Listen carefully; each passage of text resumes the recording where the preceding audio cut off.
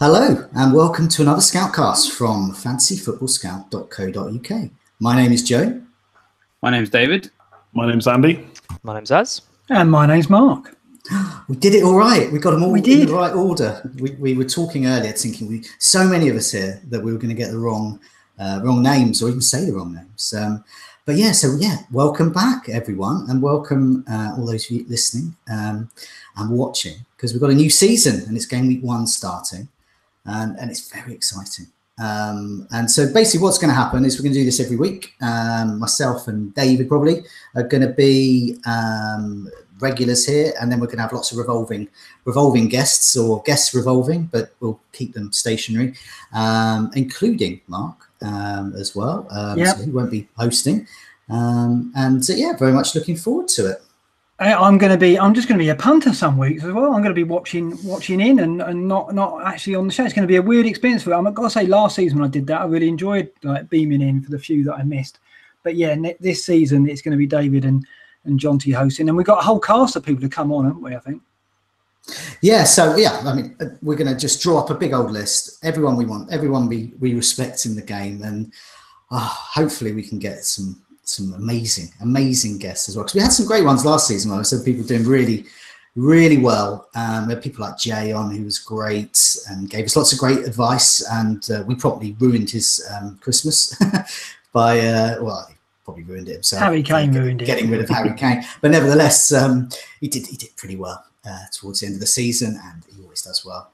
So yeah, that's good. So what we're going to do is we're going to have a look at some of the community questions. Thankfully, they've driven this show. Before we even look at players and anything like that, what we're going to look really at is strategy. And I think it's really important that we look at strategy. And by that, I mean things like formation and budget and all these things. They sound a bit kind of boring and dry, but they get forgotten, and they get forgotten after game week 1 or 2, and everyone wishes they thought of these things because they've suddenly got a team who's a bit of a mess. So hopefully we're gonna sort that out for people. So I mean, first questions really. Joe shared starting the season full of optimism. When are we going to wildcard? Excellent. And he points out that lots of people are considering early wildcard. It's special this season because of the World Cup, and so got lots of key players who may not start for a few game weeks due to that. So is this a strategy we're adopting, he asks, or FPL Ant wonders whether we should, instead of thinking about an early wildcard, is it better to have placeholders for targets that we want? So for example, he gives the example of Sanchez, 10.5 for Manchester United, not a player many people may not want for a while, but he kind of fills a gap and could become pretty much any other midfielder you want, apart from Mo Salah. And then also we've got looking at budget and formation. FPL Brunt wonders whether it's bad to own too many premium assets, and is it better to spread the budget across? So he's kind of looking, what we're looking at is what our formations are really, and where we're going to have those budgets. So I mean, let's go to you first, Mark, because you're our special guest tonight. When are your wildcard? Did you have a plan to wildcard early? But also, what's your team shape looking like in terms of budget and formation? Well, yeah, I'm going to wildcard in the wrong game week like I did last time. I remember this a few game week 4 or 5. I think that was some of the best Scoutcasts we have, if you remember, because I think it was game week 4 I went, and then a lot of the others on the show went game week 6. I got slaughtered for it by Graham and Jonty. Do you remember that? Oh, yeah, I remember it. Terrible show for me. I took a battering. I mean, looking ahead, a lot of people are looking at it and going, game week 3, game week 4, because this is when the rotation will settle down. This is when the World Cup players will be back and we'll know proper first 11s. I can totally see that, and I can totally see the merits of planning to do that.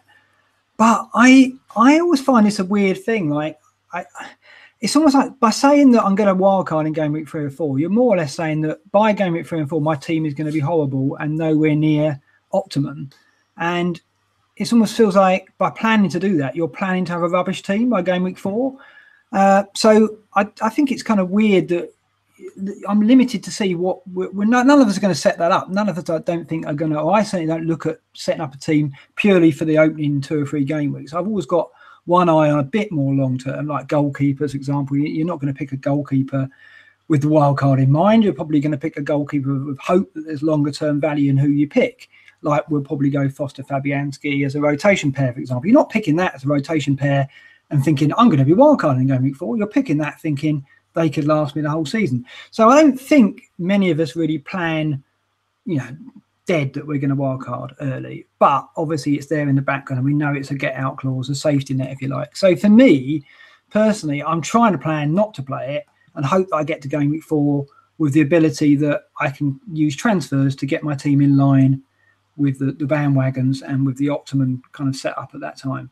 But like last year, that could all go out the window. And last year I saw 2 or 3 opportunities, as I called them. You called them magic beans. They didn't work out, but I went for it early and it didn't work out for me. But I'm going to be more hesitant this year with that in mind, I think. So lesson learned. I'm trying to get through the early part without thinking about the wild card. So that's my answer to that. Formation-wise, I'm trying to balance the budget and I'm trying to set myself up to play 3-5-2 most of the time with a rotation on 2 strikers and a 5th midfielder. So sometimes it'd be 3-4-3, but I think it's going to be 3-5-2 in the main. So that's me. Okay. What about you, David? Yeah, no, I think I largely agree with Mark on this idea that while it's a nice safety net to fall back on that wild card in a few weeks' time. Largely speaking, I've been picking players who I'd like to think, even when the World Cup players come back, they'll still be important to their team. So, I mean, Robertson is one example. He's a player who has done well for Liverpool, hasn't had the World Cup, and his competition for his place, Moreno, hasn't had the World Cup either. So, World Cup's not going to change, what's happening with him. The Arsenal players that I've got Mkhitaryan and Lacazette at the moment, which I'm guessing we'll probably talk about Lacazette versus Aubameyang later. But again, they're players who I don't think would be too affected by World Cup players coming back, and because of course when those World Cup players do come back, they might not necessarily be at their best. I mean, let's say when Harry Kane is back in a few weeks' time. I mean, he looked knackered at the World Cup, didn't he? So I mean, there's every possibility that even when he's back and starting in Game Week 4, he's still not really worth having. That's one particular example. In terms of how I'm setting up my team, I'm in a 3-4-3 at the moment. I have been looking at 3-5-2, but just looking at Arsenal and Man City, I quite like their goals potential over those first 6 game weeks. So I quite like the idea of being in on a premium option for Man City and for Arsenal, which is why I got the 3-4-3. I want to have Arnautovic as well. I guess, yeah, I can't see many third strikers that would enable me to go 3-5-2 that I would be that bothered to have on my bench. I guess I like the idea of just having the 3 forwards really. Yeah, no, I can definitely see that. And it's a kind of traditional if there's such a thing as FPL veterans, I guess it's just a formation that a lot of seasoned players feel really comfortable with. So I'm not surprised. Now, what about you, Az? Now, for those who haven't seen it already, Az has already been on video today, and so do have a look at that on our channel. Az has been revealing in detail his team, and he didn't get to see my pained expressions when I looked at his bench. But nevertheless, Az, how's it going in terms of potentially wild carding, and what kind of formation are you looking at? I've seen your pain expressions now because now the video's up. Yes, well, I'm not really thinking about wild carding. I think the season hasn't even started yet. I can't think that far ahead. I'm still changing my team every day before the season starts, let alone planning wild cards. But I'm going pretty hard on City and Liverpool. So I've got my 3 City players: Mendy, Silva, and Aguero. Bernardo Silva, not David. And then I've got my 3 Liverpool players of Mane, Salah, and Robertson. And then I've got 2 Everton as well, which could potentially be 3 if I go for Toussaint, Richarlison, and Pickford. So I mean, that's 9 of my players, with those 3, just with those 3 teams. And actually, those 3 teams have unbelievably good fixtures right up until sort of game week 8 and 9. So I mean, historically, if you look back at my seasons, that's normally the time when I wildcard. Well, I probably actually wildcard a bit before that, 6 or 7. But ideally, I'd like to get to kind of game week 8 or 9 with the wildcard still there, and then maybe think about having a bit of a change up around that period. So yeah, I'm going hard on those 3 teams. I mean, out of those 3 teams, Everton are definitely the one which worry me the most. So we'll see how that goes. I mean, with wildcarding, fixture swings are really important. I think you did very similar to me last season, and we wildcarded when Man City's fixtures were getting not just good, but really good. And we just kind of went Man City mad. And that proved very successful at that time. They just coincided with them absolutely. Well, it's Brighton who get an unbelievably good set of fixtures come game week 8. Well, there it is. So there you go, triple up. We're both Brighton fans. I can see Gross coming in as captain around that time. But what about you, Andy? What's your thinking about formation, budget, spread, and kind of strategy in terms of wildcarding or not? Yeah, the logic for like an early wildcard plan seems to be that people are going to get players in that are only good for game week 1 to 4 that they don't want afterwards. But I just don't see where you're going to get a squad of those players. Like you've kind of said, Liverpool and Man City's fixtures are so good. And Liverpool in particular have got their first team kind of fully fit and ready to go. And City looks so good in the Community Shield. I just don't see a need. Like there's the likes of Bernardo Silva, who we think might only play a few games. People want Ramsey and Aubameyang, and obviously they're almost no good for the first 2 game weeks just because of the fixtures. So maybe they want to bring those players in. But I wouldn't like to plan with the most important chip in FPL. It's the strongest chip we have. So, I mean, I used it in game week 12, I think, last year.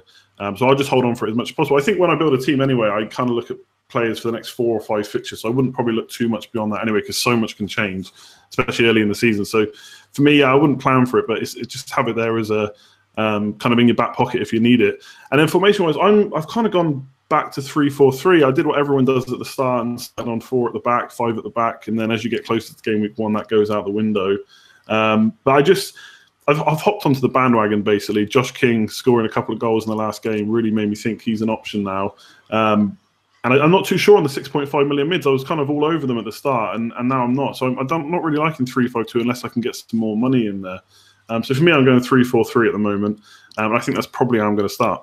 I must say, Andy, I did say Josh King on your feed, didn't I? And everyone laughed at me. Josh King and Mitrovic, they both scored at the weekend. Now everyone's having a look, aren't they? Josh King. Genius. I like him. I've got to say as well, Jonty, that one thing about when I played my wildcard last season, which I threatened to do again, is when I hold on to it, it tortures me and I never know when to play it.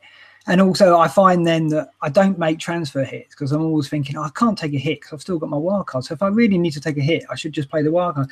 So I say I'm not going to play it early, but I know that when I don't get it out of the way, it really plays on my mind about when am I ever going to get this out? Because I've got to get it out by Christmas, and I don't want that either. So I'm always in this kind of. It's quite a relief when you play it, isn't it? It is. It really is a relief because you go, I can just take hits now if I need to repair anything. When you've got it, you don't want to take hits because you think.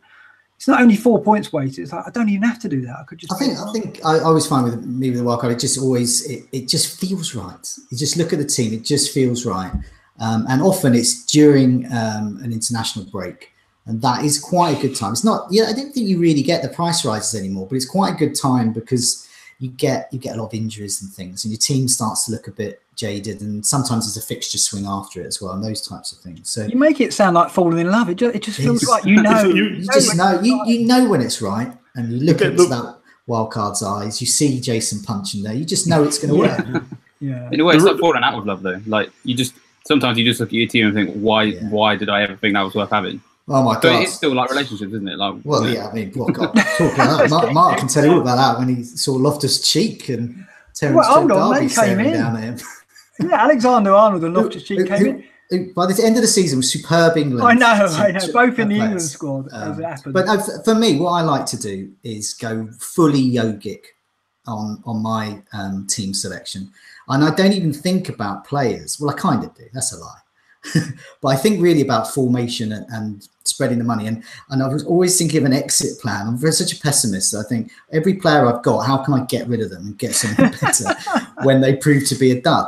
So that's what I'm looking at, really. So I've got a kind of fluid 3-4-3, could be a 4-3-3, could even be a 4-4-2.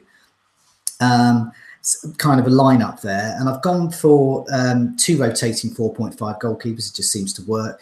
Defence, I've gone for a mixture, 4.5s, 6 and 5.5, that kind of thing. So I've got some premiums, some cheap ones. But at the moment, I haven't got any 4 million defenders. So I may well do if it looks like one might start there because they're too good to turn down we're starting for Mockpie. And midfield, that's where my bulk of my money's gone, 41 million so far. And that's because of blooming Salah, 13 million. But I've gone for a mixture again there. I've got a 9.5 in there. It's currently Ericsson. Could be anyone though. Could be Mane, could be Mahrez with 5.5 spare. I've got a 7.5, a 6.5 as well, and a 4.45 fodder. And the reason I've got that fodder there, I originally started with a 4.5 fodder striker, but they're just not going to start. Whereas your 4.5 fodders in midfield are at least going to start and might get you something like a bonus or the odd assist. So currently I've got Stevens there from Brighton, but really that could be McDonald with Fulham, could be Gunnarsson at Cardiff. I think he's 4.5 as well. So it could be any one of those. And up front, I've got Aguero. Obviously, I had him in before the Community Shield, maybe, but no, I did. And but that Community Shield said no, he's definitely on my side. Josh King as well, and Arnie as well, Nautovic. So I've got that mixture there, and I think within 2 moves I can get any player I want. I think maybe Kane might be the iffy one, but I think I can. So I think I'm Yogic. I'm not sure I am. That's the kind of same thinking that I've gone with a few of my players. Like the question was asked, like I've got Sanchez, knowing that can be De Bruyne or Hazard, and I was really into obviously Bernardo Silva, like everyone after Community Shield. When I slept on it, I'm not necessarily going to put him in, but I think ahead that if I do put him in, that's how I get Ramsey in game week 3 when Arsenal's fixtures turn. So I'm definitely thinking of. I'm not necessarily structuring my team just because of transfers later on, but I have got that in my mind for kind of game weeks 3 and 4 onwards, how I'm going to get those players in at the same price. How often are we changing our teams? I mean, for me, it's like I'm going every time someone scores. Yeah, exactly. So at this point, it's just so difficult to say spend and structure. My team I look at now, I think is a team I had about 2 days ago, and I've gone back to it. But in between that, I've had about probably 11 to 15 different builds. It is non-stop, but at least the friendlies are finished. But now, with transfer window shut in, there's still some moves going on. It's all changing more or less almost every hour. I think we're going to be changing our team probably later as well, and then possibly when we wake up in the morning. I think that's just the way it is. I'm at a wedding on Thursday, like all day, and I'm going to be smashed. And then it's wedding on a Thursday. That's the big day. I know it's completely unacceptable, isn't it? But what am I going to do? I'm going to make some really drunk transfers on Thursday night, and then have an absolute rubbish team. It could have been worse. It could have been the Friday. That would have been really that's bad. True. Yeah. So, I mean, I think what we should do is move on to looking in detail at players as well. So just a reminder to people, you're watching another Scoutcast from fantasyfootballscout.co.uk, and we're going to be turning our attention to strikers. So I think we're going to have different opinions, and I'm pretty certain Mark's got a different opinion about strikers to many of us here. So I've got some questions on this. FPL Awesomeo, best premium striker. Who is it? Aubameyang, Aguero, or both? What the FPL? Who are the best budget and mid-price strikers? So we've already spoken a little bit about Josh King, and it's hard to avoid him. He's been doing well in pre-season, but he also mentioned Zaha, Arnautovic as well. Matt also says to rate Josh King, but Triggerlips points out something that I personally agree with as well, that no 4.5 striker is nailed on, but there are some 4.5 mids that are. So are those amongst us, maybe none of us are, but are those going for 2 strikers happy to have a non-player, especially in a kind of a plum position, really? Do we only get 3 strikers? It's like a puppy for Christmas, really. You only get one of them, one shot of that. And so they're precious places, really. So I'll start with Andy this time. What's your striking lineup like? Who's there and why are they there? I promise me and Joe have not been speaking, but I've got exactly the same front line as you currently: Aguero, Arnautovic, and King. And I think that's kind of becoming the template strike force. I got really big hopes and expectations for Aubameyang this year. It's just the opening fixtures, and obviously Aguero looked really good. Pep's said about how good he's come back from injury as well, or the surgery that he had. Sorry. So right now I've got to have Aguero, and I think with Man City's fixtures, I just want one of their attackers, and I just don't know which midfielder to choose, really. I think we're coming on to that later. But Aubameyang, for me, I think if I could guarantee those two were both going to play and get minutes, and obviously that's very tough with Aguero in particular, I think you can even make an argument not to have Salah, bearing in mind how good they were last year when they played. But obviously, we got to go with Salah from the start. So I can only have one of these. So it's Aguero for me right now. And then I've got Arnautovic in because I don't know if he is fixture proof, but he feels like he's a striker that can be. I know Hernandez played the other day. I don't think he's going to get pushed back to the wing with the two signings that they've made. So for 7 million, he feels like a bargain, although people have pointed out that if he was a forward last year, he would have scored less points than he did. So that's a little bit of a worry. And then I've got King, he just seems to be in form, and I'm just hoping he can bring it back to that season a couple of years ago when he got 60. I think it was 16 goals in one season, and they opened against Cardiff, which I quite like. So that's the ones I've gone for now. It's got to be Aguero for me, but I want Aubameyang as well. I just can't afford him, basically. I think he's going to do absolute wonders this year. Okay, and what about you, Az? What's your forward line looking like? I wonder if it's changed at all since we spoke earlier. It has. Since we spoke earlier, I had Aguero and Arnautovic, and then Kamara, because I've gone 5 in midfield. But Arnautovic has now become Mitrovic, just because it saves me with extra money. I'm looking at Fulham's fixtures, and they're pretty decent. They're actually building a pretty solid side as well. I think they could actually be quite good this year. They've got some decent games coming up. They've got Palace in the first game, and then Spurs away. But Spurs might still be feeling the effects a bit of having all their players at the World Cup. And I'm looking at Arnautovic, and I'm thinking actually, like, everyone's got him, but their fixtures are really rough. They've signed so many players. You're not sure how they're going to gel.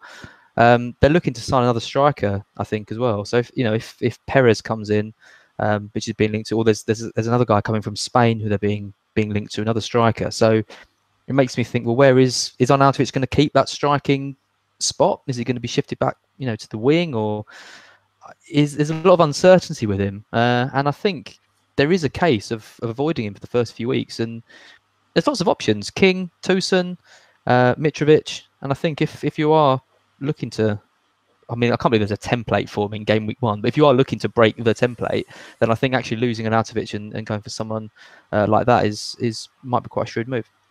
Yeah. What about you, David? Are you following the pack here with Arnautovic?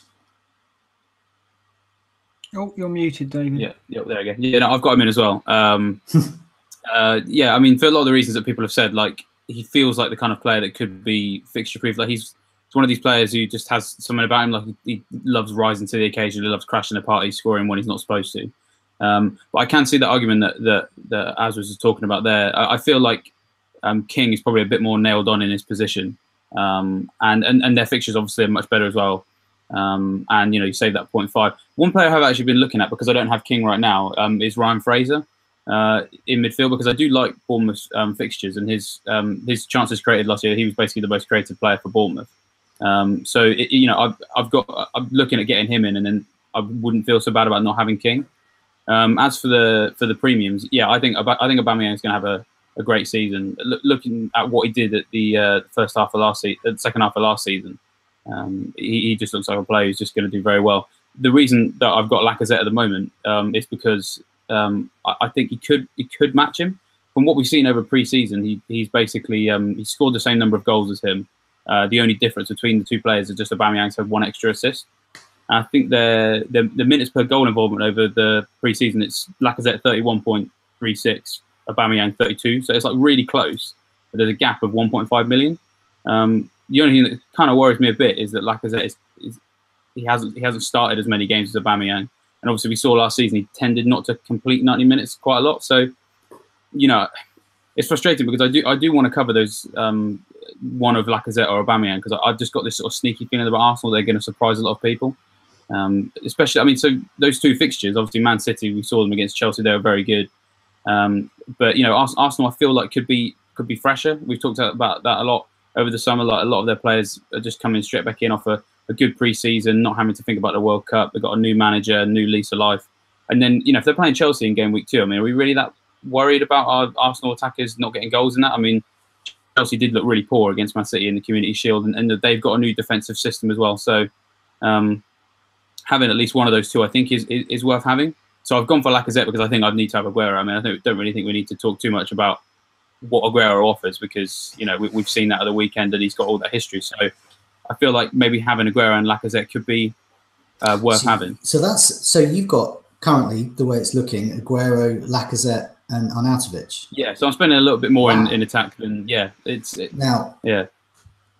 as an excellent link into Mark here, I understand that, Mark, you've got a completely different way of looking at a striking lineup. I'm not doing that. I just look at last season. The value up front was pretty poor. I mean, I think Vardy and Firmino were the kind of worked out as the optimum strikers. I think they were ranked second and third overall, and they were like 9 million. So I kind of don't feel right now I want to spend big up front. Obviously, I've got Salah as captain, and that's a factor behind it, because I think when you've got a big striker, it tempts you to look beyond Salah, and I did that all the time last season. I went with Kane, obviously, the majority of the time. And I think if I had Kane from the start, and no one's mentioned him for obvious reasons about the August thing, then that would be a pull for me already. You know, game week 2, we'd be looking at Kane, probably captain. And I think we're going to have that with Aguero. If I had Aguero, then I'd look at him captain game week 2. He's got the good fixture. So I'm not giving myself that option. I'm just going to keep it on Salah, I think, to begin with, and see how he starts. And so up front, I'm going for value. Players that we've all mentioned, Mitrovic, King, and Arnautovic are my 3 at the moment. And that obviously enables me to spend bigger in midfield and at the back. And I just think, I think there's a good chance that one of Mitrovic or King will start well and will increase in price. I think one of those two could be an early season bandwagon. Mitrovic on penalties, King could be as well.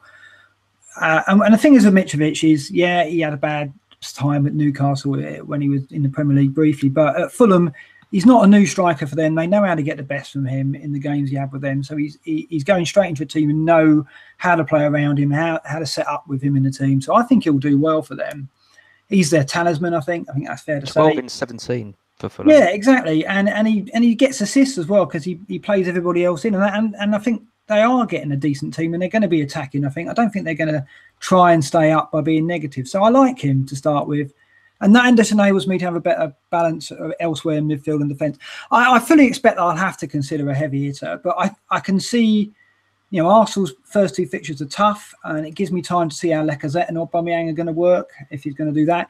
It'll give me time as well with Aguero. Everyone's going, okay, Aguero's not going to get rotated, but Jesus is fit, and they're at home to Huddersfield game week 2, are they? I mean, are we absolutely certain he's not going to rotate from the off? We're not. There's probably an 80% chance Aguero starts every game in the first 3 or 4 game weeks, but there will be a nagging doubt for those who've got Aguero that he will get rotated. I don't think many people will captain him going. So say, for example, Aguero scores a brace in his first match, scores again. That will help. And then Kane perhaps comes back, all guns blazing. Who knows?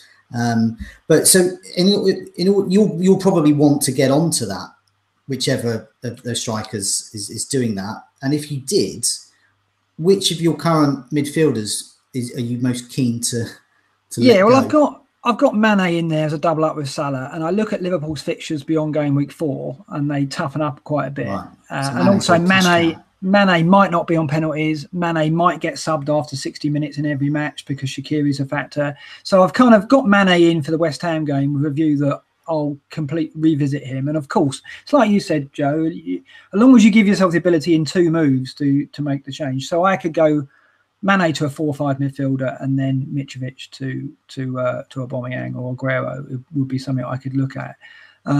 And I look at it as well and go, you know, I've only got 1 4 million defender, and actually there could be about 4 or 5 that actually look like regulars at the moment. We look to be blessed there. So I think there'll always be a little downgrade we can do if there's price rises. You know, I can go my 4 or 5 defender to a 4 million and have 2 4 million defenders in order to get over any price rises. So I think we've got a way out this season, because there's looks to be some value in defence, which we don't normally get. So I'm not panicking too much. And in the meantime, I'm hoping that, like I've got Jota in midfield, I think someone like that could again be an early bandwagon if he does well early on, because we know that the players who soar up in price are the ones that are cheap, who start well, because everyone wants the cheap players at a value.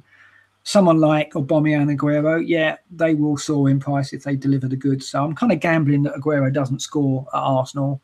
And then who knows? Game week 2, we might well see Jesus get 30 minutes or more. Yeah. We'll see. Yeah, I mean, with me, I've gone for Aguero. I like to have a premium striker. I feel it just gives me that flexibility to get to swap them for whoever. Arnautovic's pre-season has really impressed me. Mixed fixtures. If any of them would like to go, it might be him, because gradually, as you get towards the game week 1 deadline, for me, fixtures become more important. because we haven't got much else to go on. A bit of pre-season form, some rubbish friendlies, for example, Everton against Ironing Board FC. Was it 22 goals they scored, and that kind of thing. And you haven't got a lot of really tangible stuff to go on. Haven't got much stats to go on as well. So Arnautovic may go, fixtures may win out, and I've got King because I think fixtures are one out there. I think he's got the form, he's got the fixtures. So for me, I've got Eriksen as a 9.5, and he's my cash cow. So Mane's your cash cow, and Eriksen's mine. And I may even trade him in before Game Week 1 deadline and get Firmino in for Arnautovic, and then trade down Eriksen to another talisman, Gross, for Brighton, who's got dodgy fixtures, but if they're going to score, he's going to be involved, I think. So that's a move that I might make. So it's a bit up in the air at the moment. I can't see Aguero going anywhere. I can't really see Josh King going anywhere. But what do you think about Kane? Because no one is talking about Harry Kane. Yeah. No one is talking about him. I think at the moment, a little bit like, say, Sterling at 11 million. I just feel that Harry Kane at the moment, in comparison to Aguero, what we think Aubameyang is going to do, what we know Firmino can do, I just think he might be a tiny bit overpriced. I know he's capable of a hat-trick at any moment. Not in August. But not in August, he's not. He's got that element to him. And it's quite good. I mean, I don't think a lot of my kind of rivals in mini leagues are going to be getting him in from the off, because they will remember last year. And they saw him in the World Cup as well. And as David said, he looked a little bit jaded. So I think we've got a bit of time to look at him. But yeah, I mean, yeah, that's why. Another thing at the back of my mind with Firmino, if I want Aguero and Kane, that's a big ask, that is. But it's possible. Do you know Kane's ownership? I haven't looked at it. I've just had a look, and I'm still very high. It is. Yeah. 32%. Okay. Yeah. Oh my God. Now I didn't even look at that. I didn't think transferred them in already. It's really weird. The World Cup's like really influenced a lot of the ownership. It's quite strange. Like, we were looking just in the first couple of days. Obviously, the game launched before. I think we played Sweden a few days before that, and I think Trent Alexander-Arnold was possibly the most popular defender. Then we beat Sweden. Obviously, Maguire got that goal. Trippier was involved. And then, like a week later, all of a sudden, Trippier and Maguire, the most owned defenders, like 20%. And it's really strange because obviously that people have obviously watched those games, kind of got all worked up in, it's coming home, 3 lines, etc. Oh yeah, I want to get that guy on my fantasy. It's the same with Aguero after the Community Shield. His ownership, but it's like 24%. I think it was under 10 before. Yeah, it was about 12%, something like that. So it'd be. I mean, it's weird. So Kane is another one because obviously he's won the Golden Boot. Perhaps not particularly in an impressive fashion as people have in the past, but it's really strange. So it has influenced a lot of people. It'd be interesting to see if in the next couple of days when sort of people come down maybe to sort of look into the detail and see, that Kane probably won't play, or, perhaps they look back on his record from last year. I mean, I'd like to hope it will go down because, your reaction there, Joe, is like perfect. Like if it's that high, then you start to worry a little bit more because, we're not talking about him, but should we be if he's owned by that many? I don't know. And I do worry because he is a player that with Salah at 13 million, and if you want to have Salah, getting Kane in it's a real struggle. It's that extra 1.5 over Aguero is huge. It's huge. That's a big difference. The difference between having a quite good defence, for example, to a pretty rubbishy one. That's really, really, really bad. What do we feel about spending it? Because last year when we had Kane, he was big money. It was like, well, it's a captaincy, and then obviously Salah took over as the Ottoman captain by halfway. I didn't clock onto that, but lots of others did. But this year, one of the reasons why I'm kind of reluctant to go big up top is because I don't really want to give myself that alternative captain. I'm just happy to settle for Salah. So if you were going to spend 12.5 on Kane, would you be happy not captaining him? Because presumably it's going to weaken your team. It's going to be like what Jay said back in the day when he said, by not having Kane, you can strengthen your team elsewhere, and that could make up the deficit. So what's the thoughts on that with the captaincy? Well, I think it might depend on fixtures, and by that kind of European competitions as well. So Kane doesn't really get rotated, but Liverpool have really quite much stronger now. In fact, Tottenham haven't really bought anyone. In fact, I don't think they bought anyone. Liverpool have significantly strengthened, and they have an option to bench Salah in a fairly easy Premier League game ahead of an important Champions League game. I'm talking as this is going to go on into autumn. So there's the kind of thing I can see. There's times when Salah, I'm just saying, even if he's benched and comes on for 10 minutes, we know what he can do. But I just think I'm not sure I would captain Salah every week. but I would obviously certainly captain him when the fixtures are very strong. And it just depends on the team he's facing as well. I think we'll get a steer. Stoke got the better of Salah and Liverpool last season. Poor little Stoke got relegated, but they got the better of Salah. I think it was Jeff Cameron completely marked him out of the game. No, it's Peters had him, didn't he? Eric Peters. And Ashley Young did it for United as well. And so there are certain players they've learnt, and there's certain players that I think can get the better of him very rarely. And it's just, I think we'll get a sense of it. Obviously, that will probably get interpreted people saying, oh my God, Joe is saying that Salah's awful, blah, blah, blah. No, I'm not saying that at all. Just saying there's going to be the odd games where he might not do as well as, say, Harry Kane at home to a completely Game week 2 is a funny one because Salah's got Palace away and then Kane's got Fulham at home. Yeah. So if you're going to bank on one of those two players, you're gonna put your money on Kane. But we know from experience, backing Kane with the easy fixture is torture, isn't it? So yeah, it was last year. I mean, I'm really not sold on Spurs yet. Like, I think there's like a lot of problems they kind of got to solve. So like, there were times last season when like you put the captain on Kane and he doesn't deliver. I think there's almost more factors, especially in the early start of the season, to suggest that could happen again. I mean, they're obviously going to be in the new stadium within a few weeks. They obviously struggled in the new environment at Wembley before. But they've also kind of like, they're really light in midfield as well. So, I mean, like Son's not going to be around, so he's not going to have him in the supporting cast. Like Lamella's an injury doubt, like Dembele is going to come back late from the World Cup.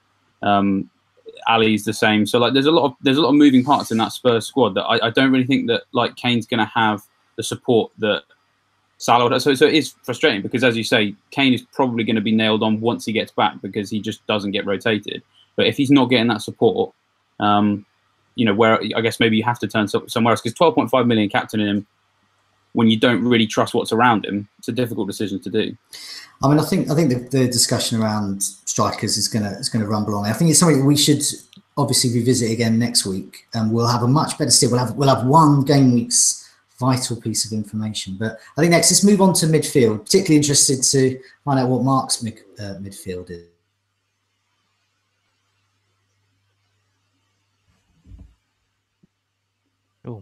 Oh, have we lost John T? We lost him. Up top. Oh, no, no, there he is. He's back. There. Yeah.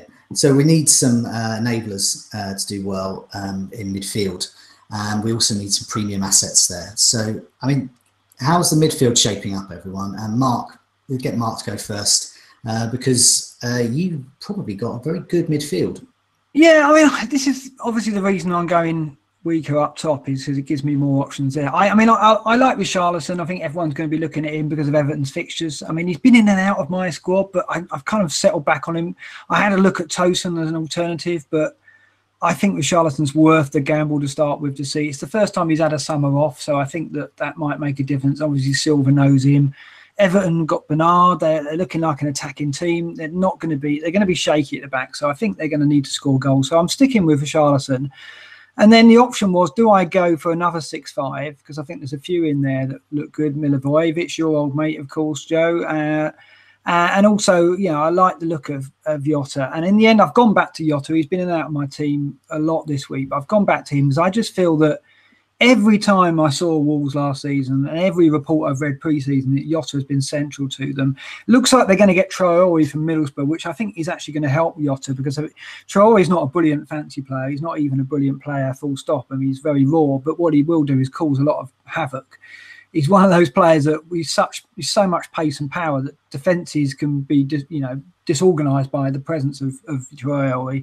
So I think Jota will benefit. So I was just, while you're talking about Jota, Tom from Who Got the Assist, he asked us a question about how we calculate the balance between risk and reward. And I thought that's quite a telling question to put in now. So for example, about players from promoted sides and what we're considering. So why him and not perhaps some others from promoted sides? I just think Jota and Mitrovic for me are going to be their talismans, and I think it was something we learned last year that you try, like Gross for Brighton turned out to be theirs, and we thought it might have been Knockaert, but very early on it appeared to be Gross, and Az was one of those managers who latched onto that, and he did very well from him. So I'm trying to do that again. I think I look at Jota and Mitrovic and think that they will probably end the season as their two top scoring players. And I think if they're going to do well, those players will have to do well. out. I could be wrong, and Fulham and Wolves both struggle, and if that looks to be the case, then I'll have to get rid. But I'm going early on them and hoping I get that right. It is a risk.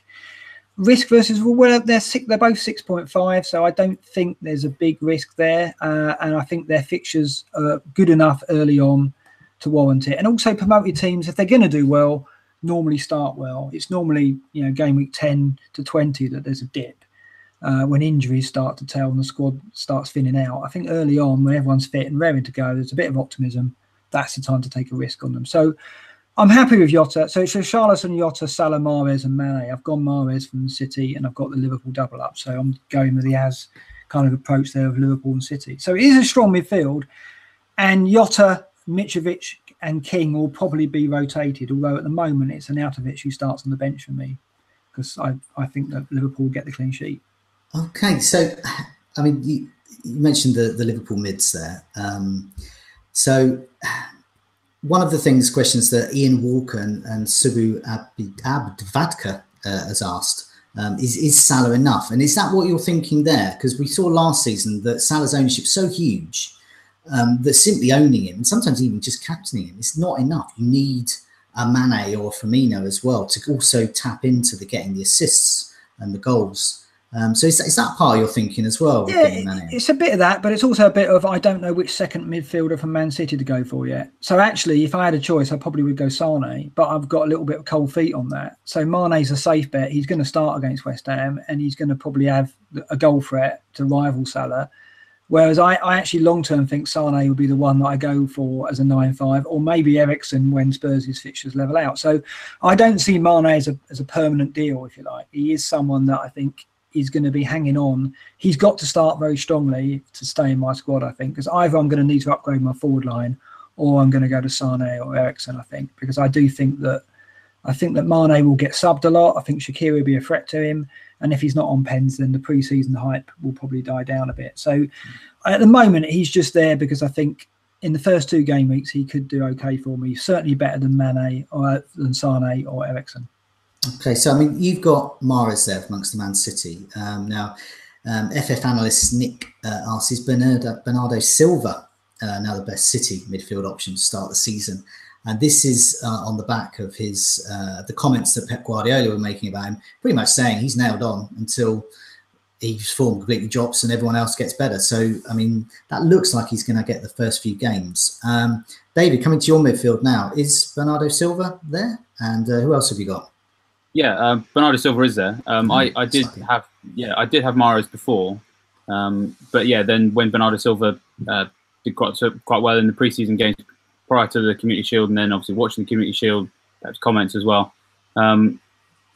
With the fixtures that they've got over the first 6 weeks, we obviously know we're going to need to have a City attacker. So when you see Pep actually say for once, this is a guy who's not going to get rotated, I feel like that's something that we probably should jump at, because we're sort of still not sure about Aguero. I mean, he might go with 3-5-2, so maybe Aguero could be safe. But as Marcus said, like we don't know he's definitely going to go for that formation. If he's saying definitely Silva's going to play, then yeah, that freed up a little bit of extra money for me as well. So switching him from Mahrez as well, so it kind of just felt like a really good decision to make, and I feel like he's pretty nailed on to stay in my team as well. Elsewhere, obviously got Salah as well. Goes without saying. Although in the last couple of days, yeah, I'm coming around to this idea of getting myself Mane as well. I haven't exactly worked out how I would do that, because yeah, I think there were lots of times last season where I just had Salah and I didn't have Firmino and Mane. Just for a few, I kind of just got onto Firmino and Mane 2 or 3 weeks late, because I noticed that yeah, like normally when your captain scores a hat-trick, you're quite happy, but if everyone else has got that as well, I was finding my rank was going down even when Salah was having a good game. So it's something I'm looking at. I've got Mkhitaryan as well, who until the last sort of week had looked like a really, really great option in terms of like what he could offer with Arsenal's fixtures after those first 2 weeks. But I'm not so sure about his start now. So in the last couple of preseason games, he hasn't played quite as many minutes as I would like. It's just kind of giving me kind of cold feet a little bit. A couple of options that I have considered, I could downgrade him into Ryan Fraser, as I was talking about earlier, who could be a sort of a nice cheaper way of getting in on that Bournemouth attack. The 4-5 that I've got at the moment is Hudson-Odoi. But again, like I put him in, about a week ago because he played all those pre-season games with Chelsea, and he got an assist for Pedro's goal. Looked quite an exciting option. According to the press, he was the most impressive player for Chelsea in pre-season. But obviously that Community Shield game seemed quite flat. Him and Pedro didn't really offer much. But the problem is the 4-5s in midfield. I'm struggling to really find anyone I'm not really excited about. So I might actually just switch him to Stevens at Brighton because he's definitely going to play. He's not exciting, but it's 2 points. He is exciting. He's very exciting. He's so unexciting. Well, I prefer a different team in blue and white, and that's Reading, not Brighton. So apologies, he's not that exciting for me. But 2 points guaranteed, I would say. So whereas Hudson-Odoi could just be 1 on a cameo. So I think my midfield is still in flux. Mane is kind of is nagging at me from the back of my mind, and just looking at this idea of having a placeholder, a premium midfielder other than Salah, just to give me a bit more flexibility. Yeah, I think midfield is definitely where I'm less certain, but Salah and Silva are pretty much locked in for me now. Okay, and what about you, Az? Quite a similar. You got a similar midfield now, or are you doing something a bit different? Fairly. I mean, I think looking at my team, my midfield is probably the place I'm most set. So I've got Salah, Mane, Richarlison, Bernardo Silva, and then I've got my template buster, who is James Maddison, who I've had. Tell us about him. I will, yeah. I've had him, for weeks. As soon as he signed for Leicester, I thought, he could be really, really good for them. He's monopolises the set pieces. He created over 100 chances last season. More different league, obviously, but more than De Bruyne, more than even Pascal Gross.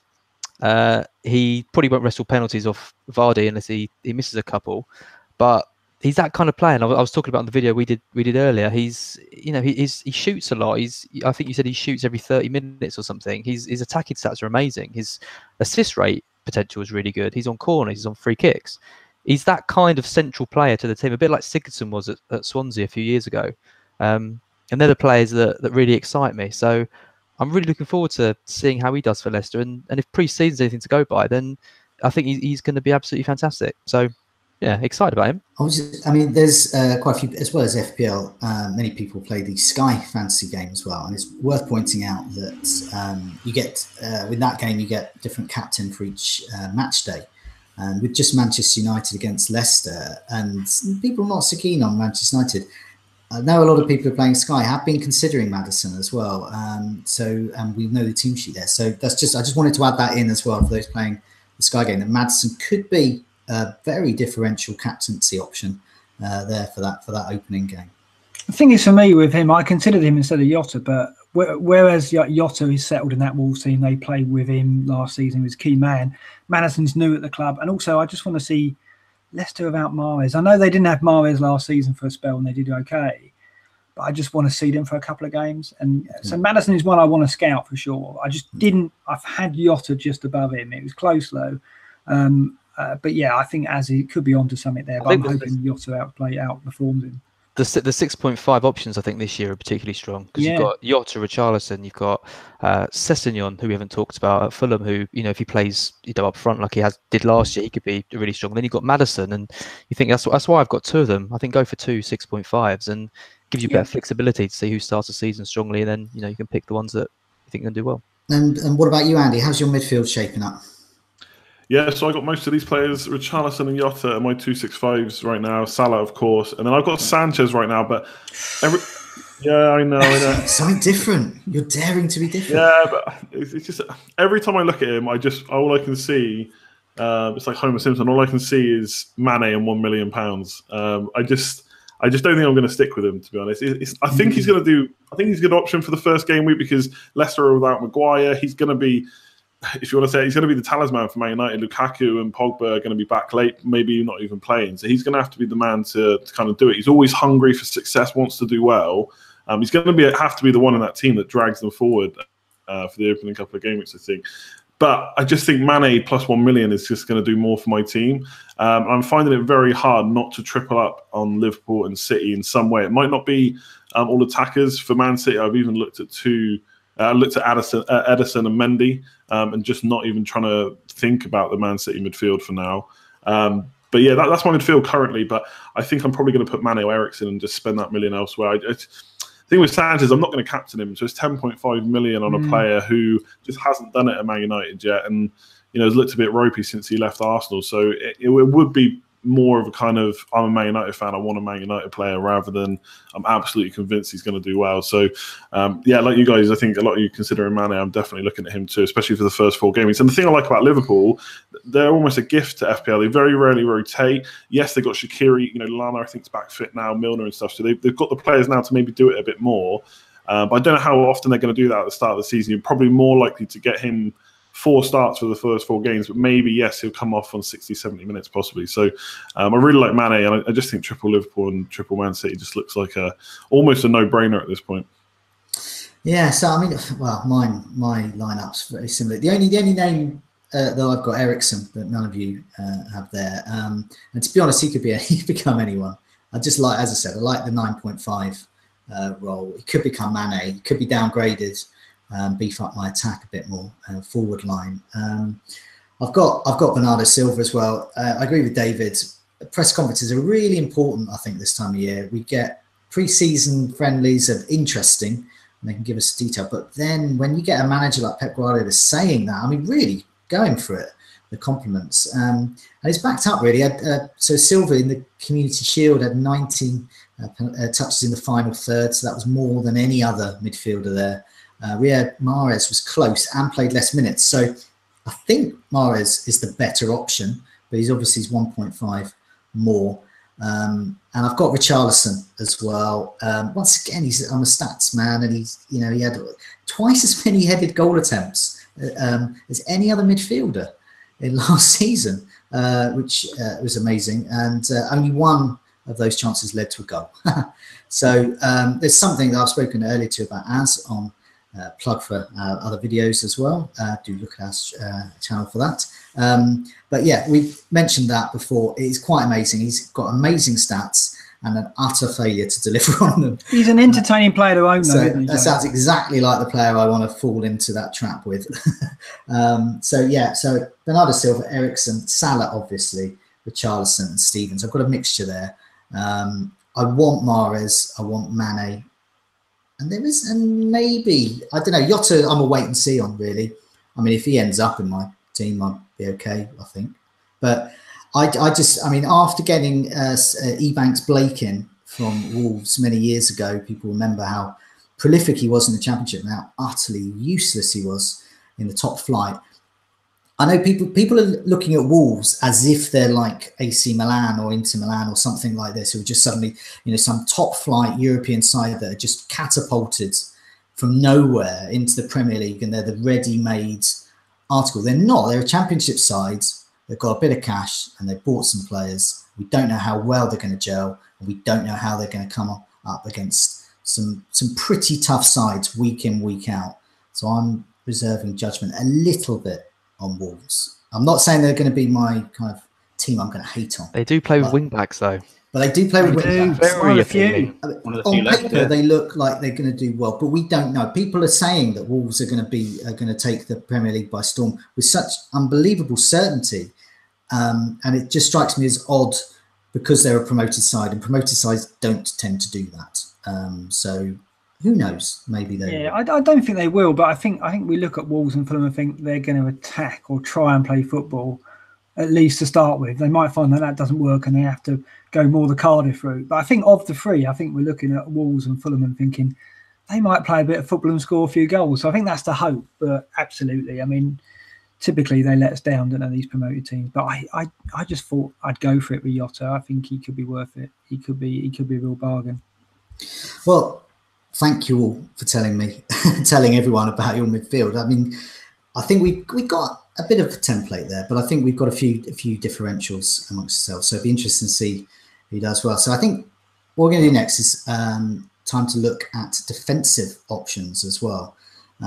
Now, a lot of talk at the beginning of the summer was about getting premium defenders in, and gradually I've been seeing in my own team and others that the defensive options have been whittled away, and the money's kind of petered down, and people are getting cheaper and cheaper. So we've got a few questions on this. So Mario asked, best 4.5 defender.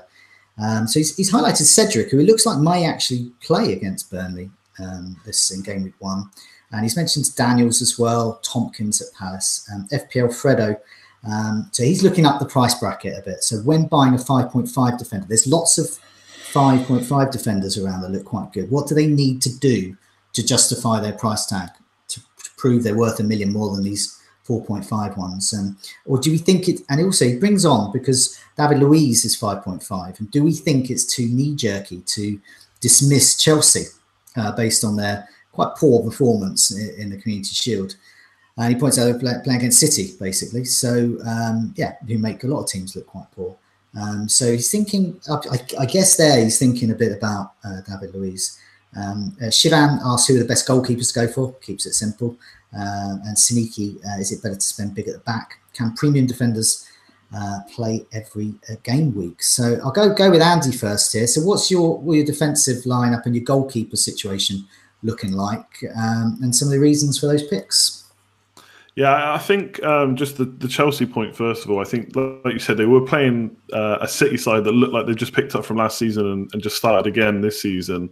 And also, they didn't have Hazard, they didn't have Kante, so they haven't got that outlet up front to kind of hold the ball and do some damage up there. And they've got Kante to bring the ball back. So I'm not completely put off Chelsea, but at the same time, they have got a new manager who's playing a different system. He's not playing 3 at the back; he's playing 4 at the back. So it's probably going to take a little bit to get used to compared to what they did last year. And obviously, Luiz barely played a minute last year. So I'm not completely put off Chelsea, but I can see why people are. And my backline, so I decided I was going to go with a few premium defenders this year, because every year we always say that it's going to do well. That's where the value is. Obviously, that's over the course of the season. A lot of people look at the whole season's points, and generally you don't keep players for the whole season. You chop and change. But I think at the start, I've got Mendy and Robertson, and they're 2 premium defenders that I really wanted at the start, and I've done my absolute best to keep them in the team. The Robertson's a bit like Sanchez in that I look at him and I just picture Trent and 1 million. I just think that Robertson's probably more nailed. Although they didn't start today, which is a bit weird. But yeah, I think he's going to be absolutely nailed compared to the right back situation. So that's the 2 I've got. I just think they're going to be so attacking. I think there's a lot of potential there to outscore the likes of Azpilicueta and Alonso potentially this year, especially Mendy. I just think he's an exciting pick when you watch him run down that wing. I know a lot of people are looking at Kyle Walker now after the Community Shield, but I just can't spend that 0.5 million more on him for the City defence. So I've got those 2, and Schlupp right now is my 4.5 million. I think David's got him too. I just don't know if I'm going to start game week 1 with him, because it's just always going to be that worry that he just gets benched, basically, and they switch. Maybe Zaha goes over to the left or something like that. They play Benteke through the middle or whatever it might be. I'm just not sure I'm confident enough. So for me, if I'm going to switch him to another 4.5, it'll probably be Tompkins. I don't think the 4.5s are looking too good early doors, because the likes of maybe Duffy and that have got goal threat, maybe someone like Yedlin, they've just got bad fixtures to start with. And Newcastle in particular, Rafa's saying there's problems off and on the pitch. So I'm trying not to. I've actually got 2 4 millions in my defence right now. I've got Bednarek and Wan-Bissaka, who just looks like a must-have if he's going to start. So that's my defence right now. Premium defenders, Mendy and Robertson. I think they're going to do really well attacking-wise and clean sheet-wise, especially with Man City's fixtures. I've got to get in on that defence, I think. Okay, what about you, Az? How's your defensive line looking? Same as Andy with Mendy and Robertson. I think Mendy's going to be the Alonso of this year. Well, I'm hoping he is, especially if City play a couple of games with playing the wing backs, then he's going to be an absolute must-have. Alonso's finished, I think, with Sarrion, which is such a shame. I saw it in the Community Shield. He starts bombing forward, and then he gets to a certain point, and he just stops. And it was like the last couple of years, he would be in the penalty area, trying to get on the end of some of those crosses. So I think he's done. And Azpilicueta's points as well. Before Conte came, he was getting 130 points or something a season. Went up to 170 under Conte, and now he's probably going back to right back, and he looks less for 6.5. I just think you can there's better use of your money. So I think Robertson and Mendy are the standouts. Then I don't really know. I mean, I've got Van Aanholt at the moment, which means I've got a really pricey backline. It's kind of hard to justify Van Aanholt when you've got Wan-Bissaka at 1.5 less, but of course you're paying for Van Aanholt's goals and assists, and he's had an incredibly strong pre-season. So I might stick with him. I had him at the start of last year. I actually started with four premium defenders last year, and it worked really well for me. Except for him, he was the absolute rubbish pick I had. The other three, I can't remember, there were three, because Klassenach was one and a couple of other wing backs. But yeah, Van Aanholt was really disappointing. But it looks like I'm going to start heavy in defence again.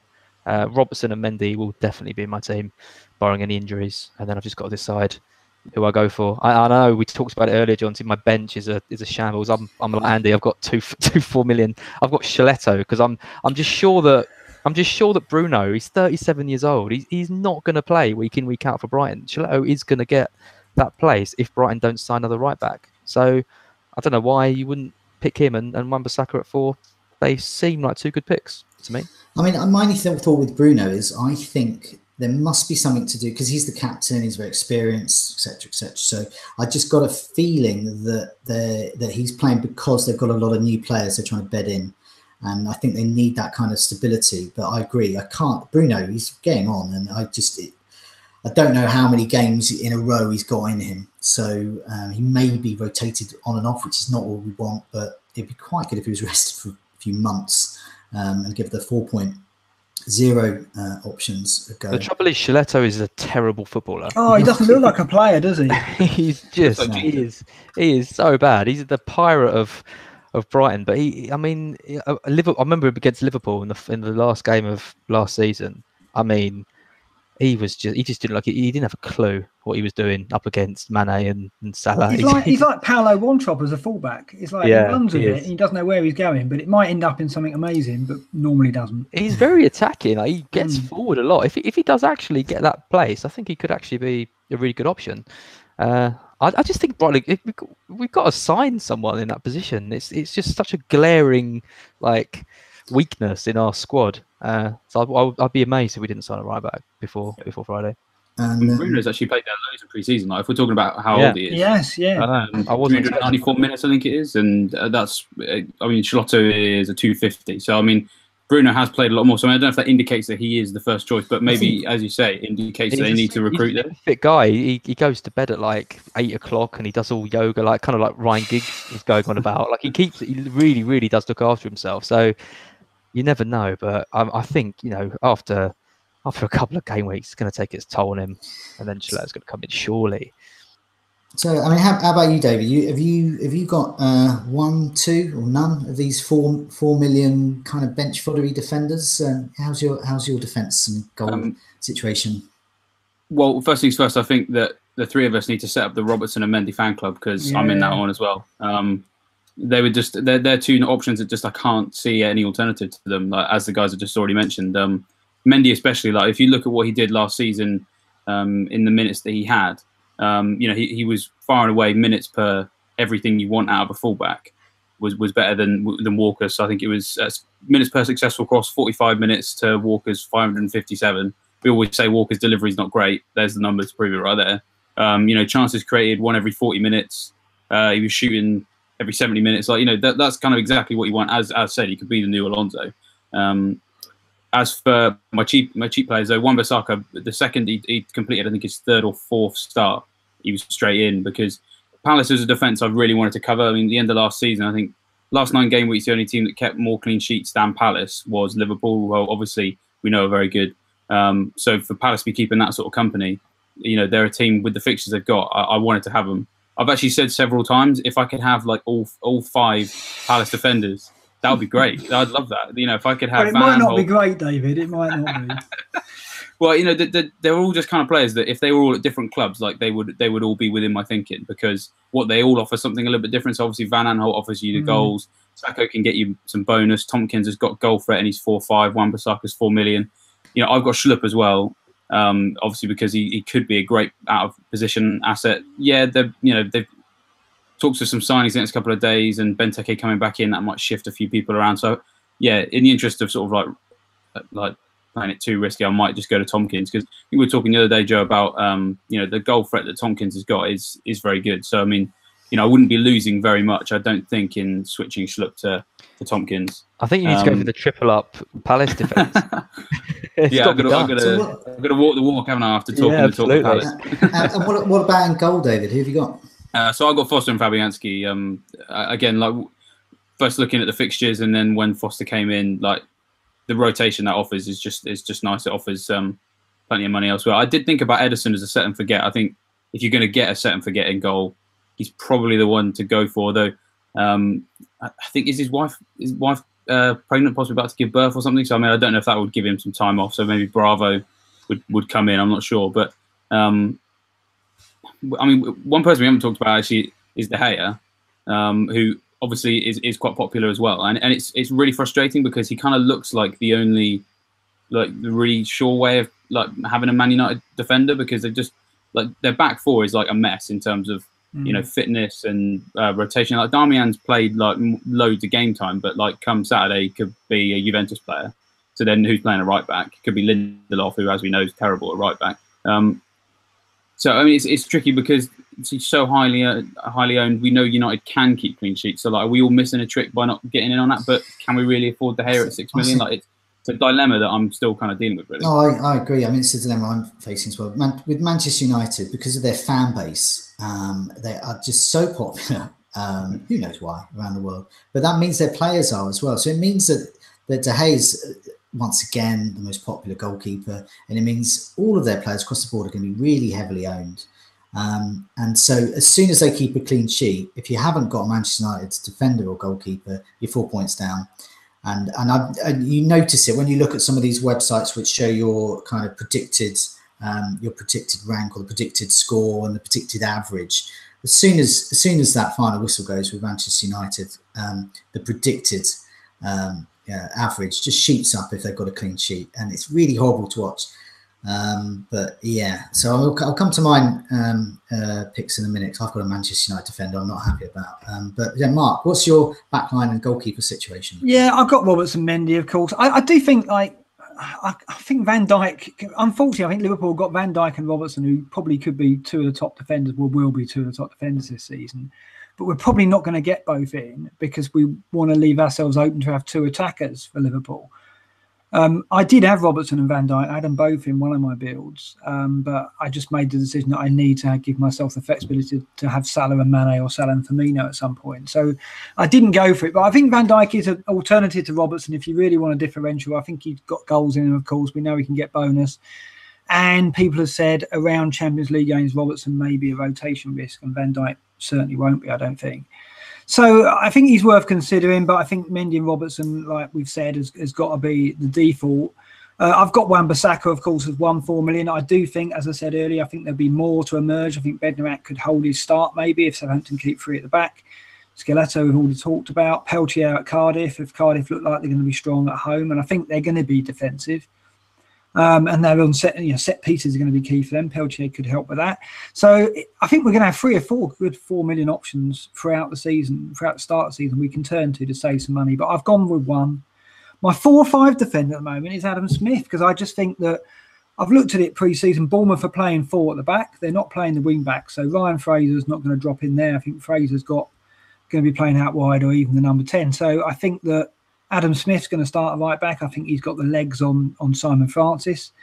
And Smith is good going forward. And they've got Cardiff at home first game. So I think that I thought Smith was an attractive 4-5.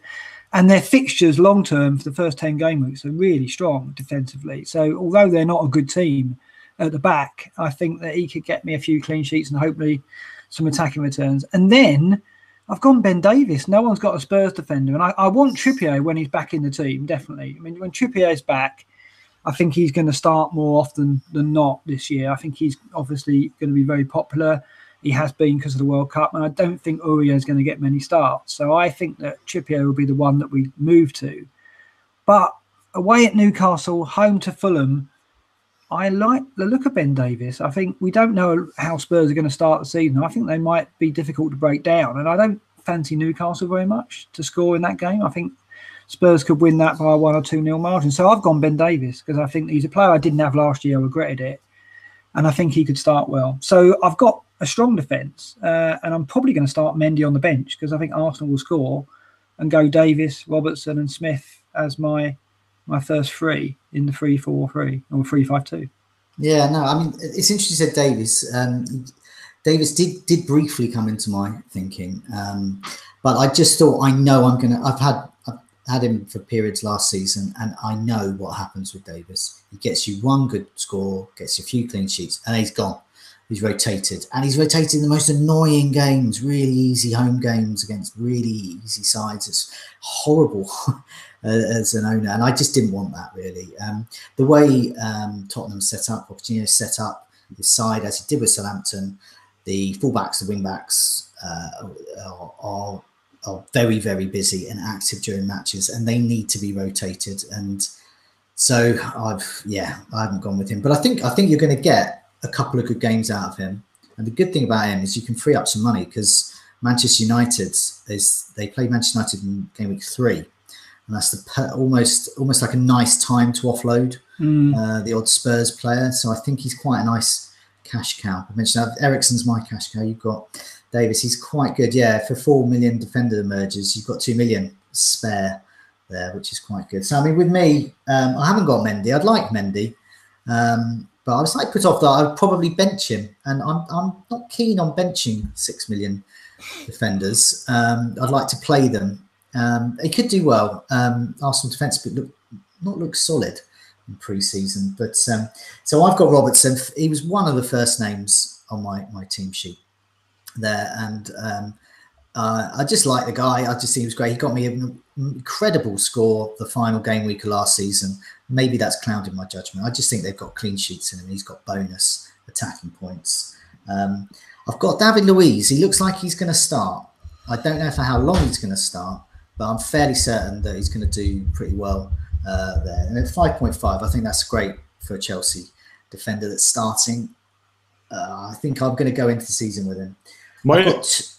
Sorry, Andy. I was just going to say, do you think there's any worries with kind of going back to Chelsea with Luiz? Because Courtois going as well. It looks like that's probably going to happen. So there's any concerns kind of there as well? What about clean sheets drying up or something like that? If you lose Courtois, I don't know who they're going to bring in yet. There was a name popping around on Twitter, but they can't be as good as him. Yeah, well, they've got there's lots of good goalkeepers around. I think Courtois is pretty obviously he's a great goalkeeper. But there's lots of others around. I don't think. I mean, unless for some reason they get a rubbish goalkeeper, like for example Rob Green, I believe is their third choice goalkeeper. So yeah, if he plays, then abandon Chelsea defence. But I'm not fully committed to David Luiz, but for now I think so. I've got 2 4.5s.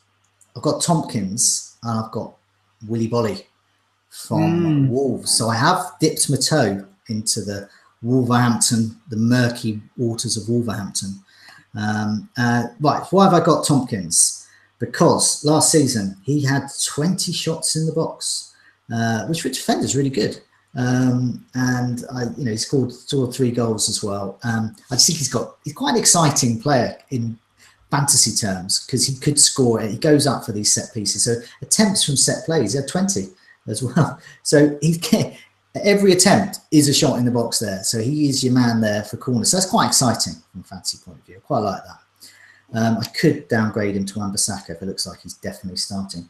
And Bolly I really like as well. I think he's going to start. He scored in pre-season. I know that's not great to judge, but I think at set pieces again, I think he looks good. He looks good for tackle bonus possibly as well, so getting some bonus points there. He's worth a go, I think. And the one I'm really unsure about is Luke Shaw. And now I've got him in because of the Manchester United defence issue. As I said, it helps to tap into their defence. He's 5 million. I think he's going to start game week 1. I think he could just about get game week 2. And then Mourinho will have a massive strop on him, declare him to be some fat waste of space and doesn't want to have anything to do with him. And that'll be the end of him. So I'm ready to dump him. I think I might give him a go though, because I'll have one of Tompkins or Bolly or both on my bench. So I've got a bench there. So I'm not too bothered if Shaw doesn't play. And if he does, and Manchester United get a clean sheet, and I've tapped into that clean sheet with a 5 million player and everyone else has tapped into it with a 6 million player in De Gea, then I feel like, I feel I'd be happier then. But yeah, as you can tell, I mean, I'm not wholly convinced about my defence. There's lots of players I want. What would you do if Darmian ends up staying, which could happen because Mourinho might just kind of have like no choice. Like because Valencia's going to be out for a bit of a while, the other options at right back aren't great.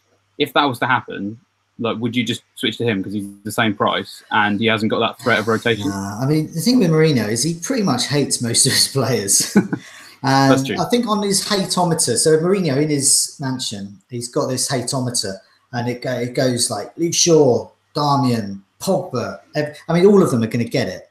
I've just got Darmian's a bit nearer in the queue for right pasting from him over Luke Shaw. But no, I mean, they're all, let's be honest, they're all hopeless fantasy options because they're not nailed on. But I don't know. It's worth a go. Possibly. It's interesting if Alderweireld signs. Yeah, now if he signs, I fancy him there.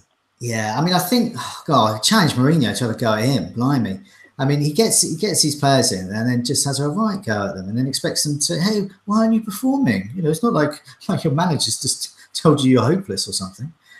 So that's really frustrating because Manchester United traditionally a great source of fantasy points, and each season they do frustrate us. So it's great. It's great to get all your views about defenders and goalkeepers there. But before we finish, I think we should have a look at our captaincy. And I think it's important to find out who our captains are. And I think I know who all our captains are going to be for game week 1 of the season. But I've asked you all to also come up with an alternative captain. So let's imagine your favourite captain isn't going to make it, and who else you would captain in this place. So let's start with Andy here. So who is your captain in game week 1? And if he wasn't, who else would be? Yeah, surprise, it's Mo Salah for reasons we don't need to go into. If it was alternative, and if I'm picking someone from my team currently, I think I'd have to go Sanchez. I think he's looked as good as he could in pre-season. Obviously, Man United have had a few players missing, like a lot of teams, Pogba and co, which doesn't help. But I think he's looked good pre-season. He's had a summer off as well. Like we're talking about Richarlison, he's played quite a lot of football, Sanchez, in recent years, and just not had a break. So for me, against a lesser side that's probably not going to have Vardy, probably not going to have Maguire as well, on Friday night, I'd go Sanchez. Okay, bold. What about you, Az? Yeah, I mean, I'm going Salah. not really very surprising. And I think I'd still go for a Liverpool player, even if I didn't have him, because I just think they've got the best fixture. I think West Ham are gonna take a bit of time to gel. I think they've made some brilliant signings, and I think they're gonna push quite hard with the league this year. But I think they might struggle a bit early on. So I think Mane would be the one that I'd go for. I also quite like Luka Robertson as a potential captain. If you didn't have Salah, because as he showed at the end of last year, he's capable of getting double-digit points, and if he gets some attacking returns and a clean sheet against West Ham, then he's going to be right up there. So yeah, Robertson or Mane, but I'd put it on Mane because it's more fun to have an attacker. And what about you, David? Yeah, if I had Sanchez, he would be in my thinking. So yeah, I would have gone for him, but I don't. Robertson and Mane, yeah, Liverpool. If you're not captaining Salah, still covering the captaincy elsewhere is a good idea. I guess in terms of my actual team, I think Aguero. We know what his history is. We think he's probably going to start against Arsenal. I mean, captaining Aguero just feels kind of natural. It's kind of nice to have that. If you're not going to go for Salah, that there are still some other options out there. So Aguero for me. And what about you, Mark? Yeah, it's on Salah, and I think what I said earlier about not giving myself an option. I look at my team and go, I haven't really got an alternative. Mane would be my vice captain, I guess, but I'd rather, it's an easy choice to make. And I think the game week 1 fixtures as well just lend itself straight to Salah. There's, Man City are at Arsenal, so we've got doubts about that. Chelsea haven't convinced, and that Huddersfield would be an easy fixture perhaps mid-season, but for the first day, it's not. We saw what Huddersfield did on game week 1 last season. The other fixtures just aren't strong enough. You look at Spurs, they're not ready. We haven't seen much of them, so you're not going to go Kane or Eriksen. So it's straight to Salah. And in my team, Mane will be my vice, but I think the only other player that I'd consider, I do think Bournemouth will beat Cardiff by a big margin. I think they'll win. They'll get 2 or 3 goals, probably 3 or 4 maybe. I think there's always one big win on day one, and I think it would Bournemouth over Cardiff. I don't think Cardiff are going to adjust to the Premier League. I don't think their quality is there, and I don't think their tactics are going to work. And I think Bournemouth on that pitch, that small little tight pitch, and in form, just got 5. King got a couple at the weekend. I think Josh King will get a double-figure score. So if I was going to go wild and go differential, I'd go for King. But of course I'm not. Nobody is. We're all going to go Salah. He's going to be. I think I wouldn't be surprised if his captaincy figure for game week 1 is as big as it ever will be all season, because his ownership could even go down if he doesn't start really well. And there just isn't another contender. I just don't see it. Sanchez maybe, but we just don't trust United, do we? So it's Salah all the way. It's got to be. Yeah, I mean, for me, it's definitely Salah. Reasons you've all given. As soon as his price came out, it didn't even matter how much he cost. So I was just going to get him in, and the fixtures came out. It's going to be Salah, isn't it? So for me, I would be captaining either a City or Arsenal player next. So basically, what happens every game week is Arsenal have a tough game, and we all convince ourselves not to get any of their players in. And so that's basically cost us. It's cost us in the scout picks. Every year, the last 2 years scout picks we've done have been a bit of a flop. Don't mind admitting, even though I helped compile them, because we've just avoided these games. So what happened is that last season, Arsenal's opening game was against Leicester. Too tough to call, we thought. 4-3. The season before, the curtain raise was against Liverpool. And guess what? It was 3-4 actually. That one. So very similar, but the other way around. So Arsenal face Manchester City. They've got it again. Another tough. So I think this is going to be full of goals. I think Man City are going to prevail. But I think that it could be, it would be interesting if it's another 4-3 somewhere along the line. So basically, if I didn't captain Salah, in my team I've got Aguero, I would captain him, definitely. If I was going pre-season form over fixtures, I would go for Aubameyang. I think he's going to do really well in that game as well. I just think if you've got Arsenal or Man City players and you haven't got Salah for some reason, just go to them. I think that's going to be a high-scoring game. It's going to be interesting game week 2 to see whether or not it's so cut and dry then, though, isn't it, for Salah? Because if he doesn't do it in game week 1 and you've got Aguero and Kane and, easier fixtures for those 2, that will be interesting. I just wonder how many weeks we're just going to go to Salah straight away. I've struggled over the last couple of seasons because FPL has become so big. And the people that play at the start aren't necessarily still there come Christmas and the end of the season. Many of them, and so I've tried to second guess how they're going to work. I don't know whether there'll be an exodus on Salah if he doesn't score for 2 games. I don't know whether people will just sensibly just wait and say give him another few games. I don't know. It's hard to judge that one. I mean, I would hope that people will be sensible because we know he's got it in him to do well. But thanks to you all. It's been really great hearing your views. I hope it's helped other people. Everyone's probably changing their team. I know as soon as we finish, I'm going to probably change my team. But for now, it's a goodbye from me. Goodbye from me. Good night from me. Good night from me. And good night from me. Good night all.